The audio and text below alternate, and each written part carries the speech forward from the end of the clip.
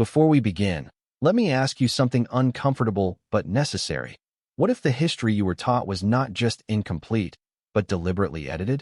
What if entire civilizations, entire architectural traditions, entire technological breakthroughs were erased from the world's memory simply because acknowledging them would threaten a powerful narrative? If you believe that real history deserves to be uncovered, then please like this video right now, subscribe to the channel, and share this story with anyone who values truth over propaganda. Because what you are about to hear is not just information, it is a correction of centuries of silence. For generations, Africa was portrayed as a continent without history, without architecture, without innovation, without urban planning, without engineering, an empty space waiting for outsiders to awaken it. This wasn't ignorance. This was a strategy. Colonial administrators, early European scholars, and biased historians needed the world to believe Africa had no past worth mentioning. They needed justification for conquest. And what better justification than inventing the idea that Africa was a dark continent, a blank slate with no architecture, no cities, no science.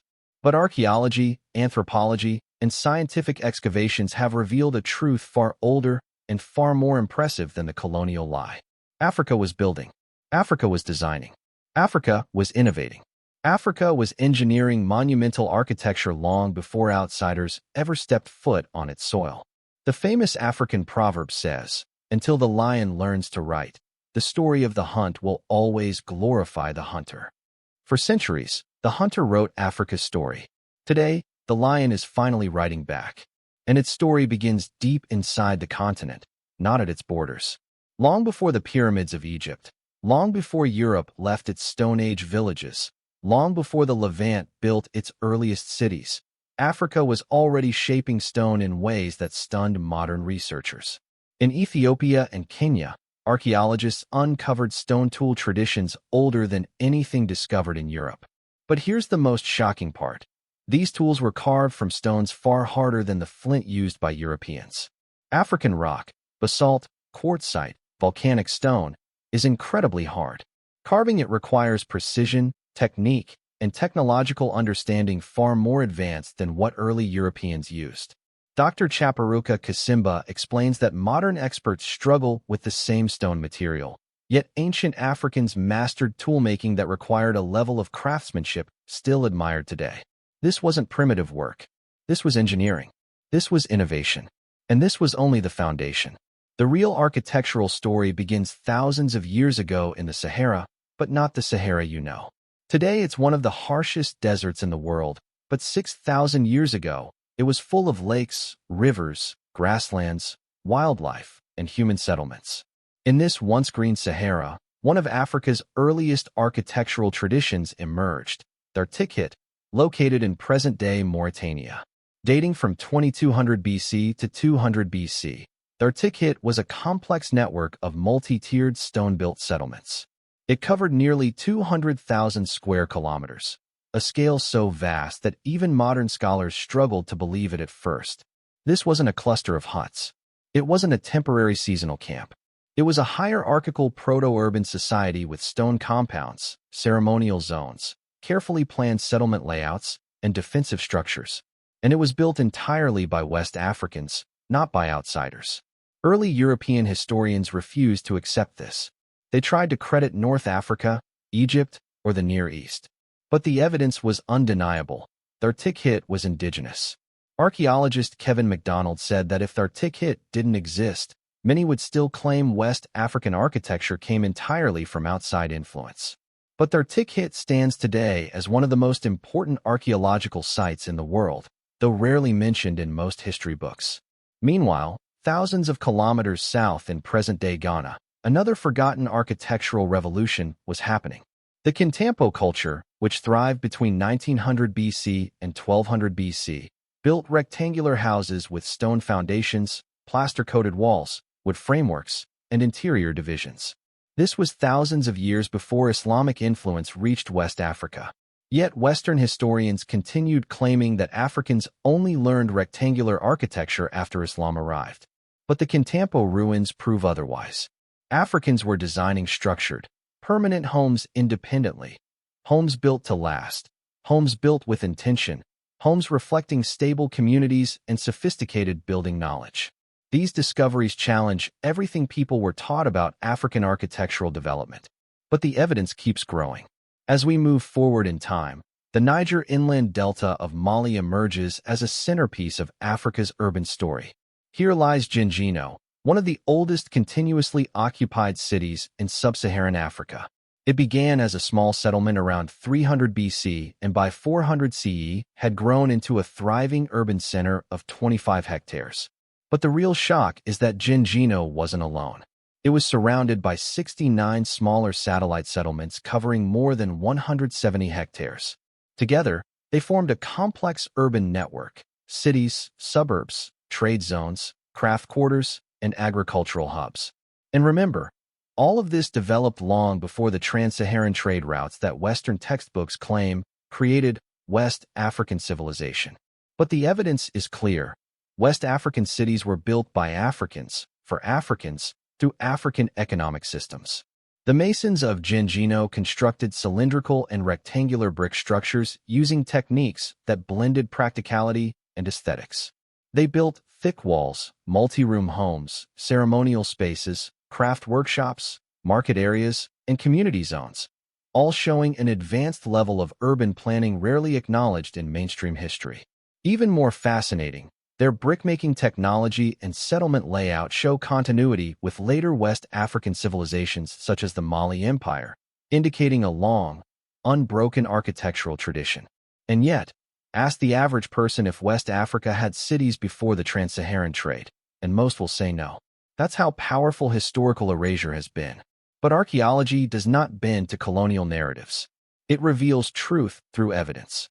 And the evidence says that Africa has one of the deepest, richest, most advanced architectural histories on Earth.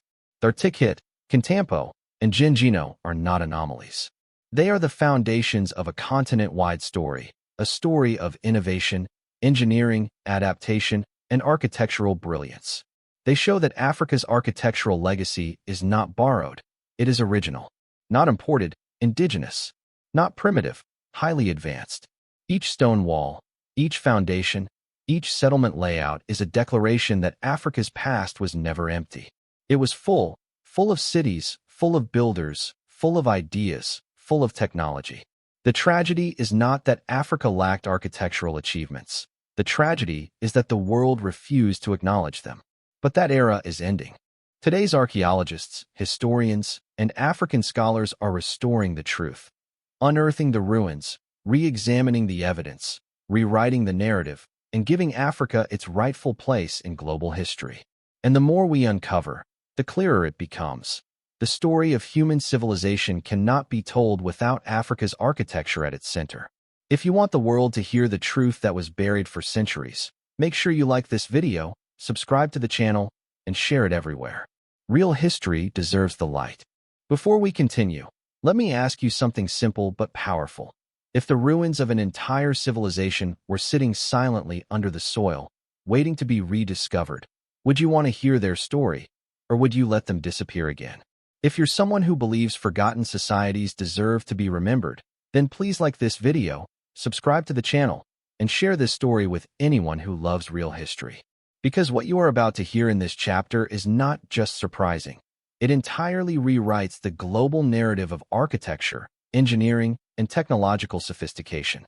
Now, let's go deeper into Africa's hidden architectural world, the world that textbooks never taught. As we move from West Africa into Central Africa, the archaeological evidence becomes even more extraordinary.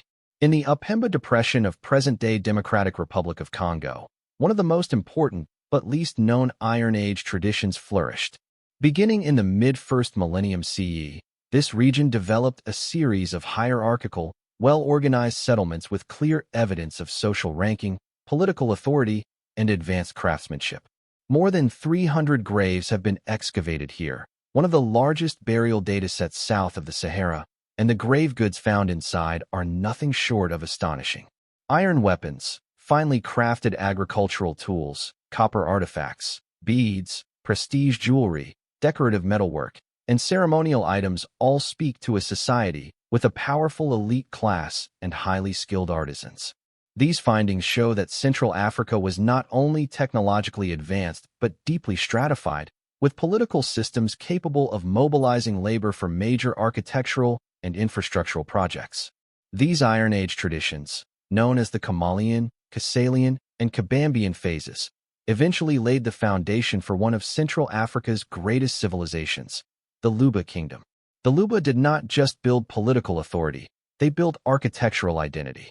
Their royal courts were carefully designed spaces symbolizing power, spirituality, and continuity. These were not random clusters of huts. They were planned administrative centers, ritual grounds, palatial compounds, and political hubs where architecture reflected hierarchy and culture. Yet very few people outside Africa ever hear about the Luba or their architectural legacy. That is how deeply historical erasure runs. Meanwhile, thousands of kilometers south on the African plateau, another architectural tradition was emerging, one that would leave behind some of the most breathtaking ruins in the world. Southern Africa's stone wall settlements, constructed by the ancestors of the Sotho-Tswana people, represent an entire forgotten urban era. These stone cities, built without mortar, using strategically placed granite blocks and slabs, rivaled the urban scale of early colonial towns. By the 1400s, the eastern Highveld was dotted with enormous stone-built settlements that stretch across modern-day South Africa, Botswana, and Zimbabwe. Some of these towns were so large that, at their peak, they rivaled or surpassed Cape Town in both population and spatial footprint. The capital of the Huruch Gat was described in 1820 by John Campbell as a massive city housing between 16,000 and 20,000 people. Imagine that, a pre-colonial African stone city larger than most European cities of the same era, yet almost no one knows it existed. Another incredible site is Malakwane, the Kwena capital, which covered around 5 square kilometers. Its stone-walled compounds, elevated platforms, cattle enclosures, and residential clusters show a high degree of socio-political organization. The builders worked without mortar, hammer, or lime, yet produced durable structures that survive to this day. Every wall and enclosure was placed with intention.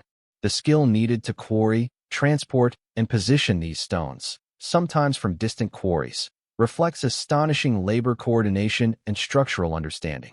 Missionary Robert Moffat, visiting in 1843, described these stone towns with awe, acknowledging the extraordinary effort required to build them. Yet these achievements were almost entirely dismissed or ignored by colonial writers who insisted that Africans were incapable of advanced architecture. But the stones do not lie. These cities were real, complex, and impressive. Travel north into the desert, and another architectural story unfolds: the fortress towns of the Kawar Oasis in northern Niger. Beginning around the 9th century, the Kanuri people constructed fortified stone towns along an 80-kilometer chain of oases. These settlements included date palm gardens, wells, homes, storage facilities, and salt processing areas. The largest, Geozabi, covered a stunning 320 acres, surrounded by defensive walls with distinctive square towers and rectangular layouts. These fortresses were not merely homes. They were engineering responses to desert life, trade routes, and security needs. Their layout, architectural features, and strategic positioning show deep understanding of desert architecture, resource management, and defense. The Kawar Oases became essential to the Kanem-Bornu Empire, one of Africa's longest-lasting empires, which relied on this region for trade and influence. But, again, Western history books rarely mention them. Why? Because acknowledging such complexity collapses the simplistic colonial narrative that Africa lacked organized state structures or advanced building traditions. But perhaps the most famous architectural marvel in southern Africa is the stone-building tradition of the Zimbabwe culture. The most iconic example, of course, is Great Zimbabwe, one of the largest stone constructions in the world built entirely without mortar. The Great Enclosure, completed around 1450 CE, features walls over 11 meters tall and nearly 250 meters in circumference. Every stone block was chosen and laid by hand, using gravity and friction to create walls that have stood for centuries. The precision is jaw-dropping. Builders selected granite that exfoliated naturally, allowing them to shape blocks with simple iron tools. But the engineering understanding, pressure distribution, weight balance, structural curvature, goes far beyond basic technique. They integrated buttresses, platforms, decorative chevron patterns, and symbolic architectural elements that still fascinate researchers today. Great Zimbabwe was so advanced that early European explorers refused to believe Africans built it. They invented myths about Phoenicians, Arabs, or lost civilizations. Anything but Africans. It took decades of archaeological proof to force the world to accept the truth. Great Zimbabwe was 100% African. And it wasn't alone. The Zimbabwe culture produced more than 100 stone sites across modern Zimbabwe, Botswana, and Mozambique. After Great Zimbabwe declined, a new capital, Khami, rose in the 15th century. Khami's terraced stone platforms, retaining walls, passageways, and decorated facades show a new architectural evolution, even more refined than Great Zimbabwe. In Botswana, at sites like Dombashaba and Verbwe, massive freestanding walls still stand today, some up to 2 meters tall, featuring rounded entrances, elevated platforms, and complex spatial planning. These weren't simple villages. These were urban centers of power, culture, and trade.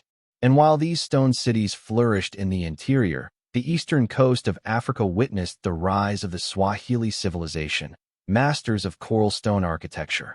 From the 8th century onward, Swahili builders developed a unique architectural tradition using coral limestone quarried from tidal pools and reefs. This material, lightweight yet extremely durable, made it possible to construct multi-story homes, mosques, palaces, courtyards, and stone towns perfectly adapted to coastal climate. Cities like Kilwa Kisawani, Lamu, Mombasa, and Ged became architectural jewels of the Indian Ocean world. Their coral palaces, pillar tombs, vaulted ceilings, decorative niches, ornate doorways, and stone mosques rivaled architecture anywhere in the medieval world. These cities were global trading powers, culturally rich, and architecturally sophisticated. Yet, again, colonial writers tried to attribute their achievements to Persians or Arabs. But excavations reveal the truth. The Swahili culture was fundamentally African, with outside influences blended into an already rich indigenous tradition. All these architectural legacies, from stone cities to coral towns, Iron Age capitals to desert fortresses, prove one thing clearly. Africa's architectural history is vast, ancient, sophisticated, and deeply innovative. It was never empty. It was never primitive. It was simply ignored. If you believe these stories deserve to reach millions, then please like this video, subscribe, and share it, because history only lives if we keep telling the truth. Before we begin this final chapter, let me ask you one last question. If a truth has been buried for centuries, and you finally uncover it, do you walk away quietly, or do you carry it forward so the world can never erase it again? If you believe forgotten histories deserve a voice, then please like this video, subscribe to the channel, and share this story so Africa's silence never returns. Now let's complete the journey. As we reach the final layer of Africa's architectural legacy, we now understand that Africa was not a continent waiting for civilization. It was a continent exporting it. The problem was never a lack of African achievements. The problem was that the world refused to acknowledge them. And the deeper we look, the more extraordinary the truth becomes. Consider metallurgy. Long before Europe mastered carbon steel, African ironworkers were producing high-quality steel using complex furnace systems. 2,000 years ago, in present-day Tanzania, the Haya people were operating furnaces capable of reaching temperatures above 1,800 degrees Celsius, achieving metallurgical results that would not appear in Europe until the Middle Ages. Their technology was so advanced that early European scientists accused the archaeologists of fraud, unable to believe Africans could have developed high-grade steel independently. Yet scientific testing proved the Haya furnaces were real, ancient, and technologically superior for their time. In Nigeria, at the site of Nok, we find another astonishing legacy.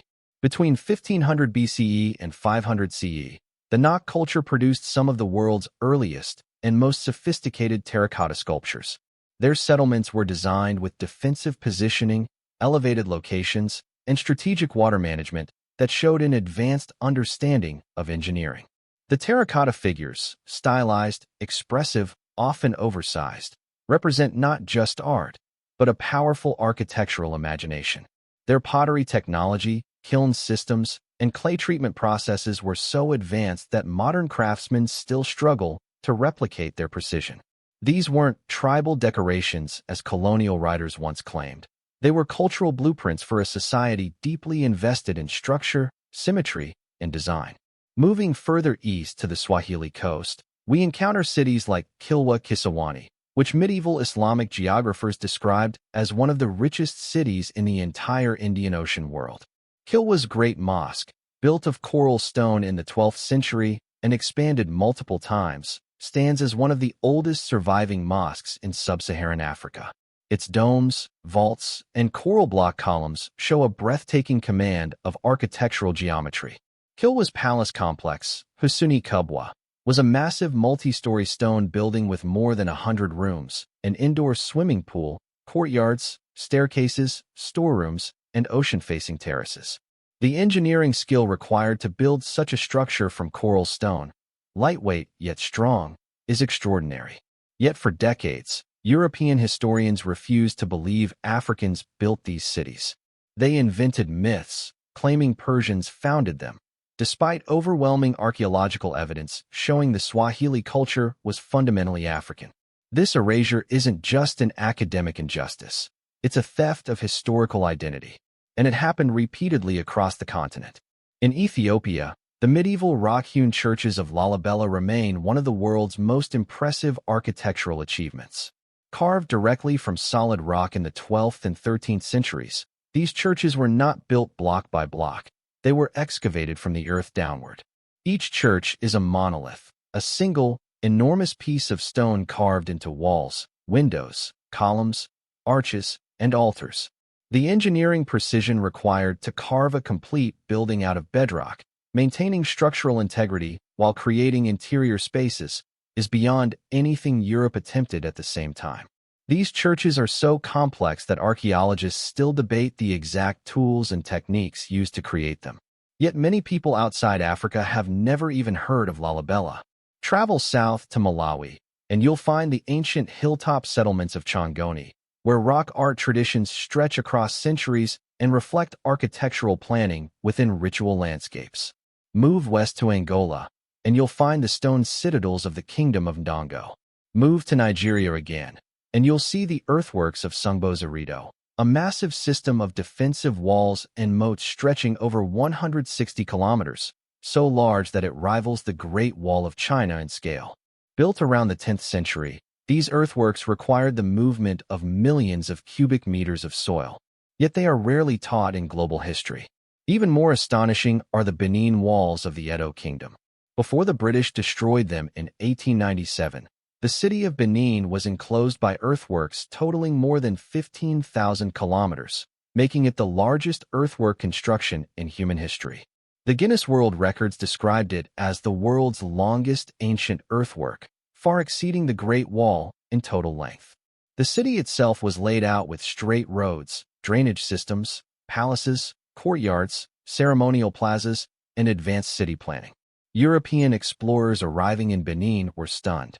They described broad highways, rigidly straight streets, and architectural order far exceeding the towns they came from. But colonial historians minimized these accounts, because accepting them would shatter the myth of African inferiority. Yet the ruins still whisper the truth. The more we uncover, the clearer the pattern becomes. Africa was not technologically behind. It was technologically different. African architecture prioritized adaptation to environment, community needs, climate realities, available materials, and cultural symbolism.